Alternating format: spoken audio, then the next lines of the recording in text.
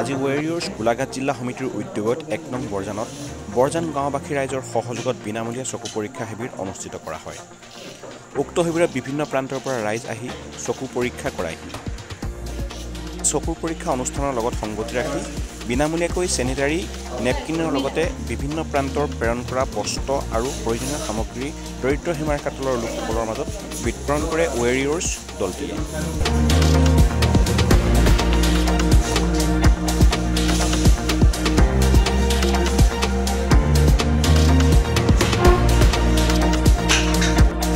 গোলাঘাটৰ পৰা মেঘালী শইকীয়াৰ সহযোগত খবৰ গোলাঘাট।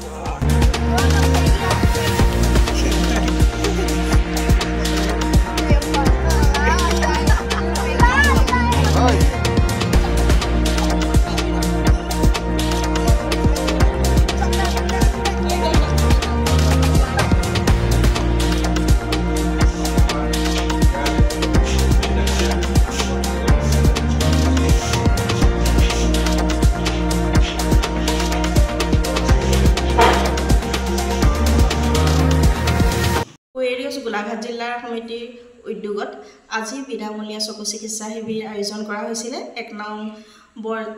বৰজান গাঁওবাসীৰ সহযোগত আৰু ইয়াত বিভিন্ন প্ৰান্তৰ পৰা ৰাইজ সমাগত হৈছিল আৰু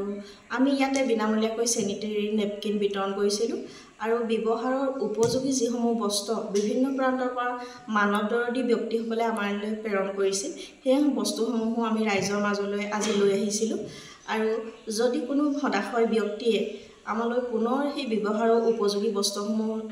প্ৰদান কৰিব বিচাৰে তেতিয়াহ'লে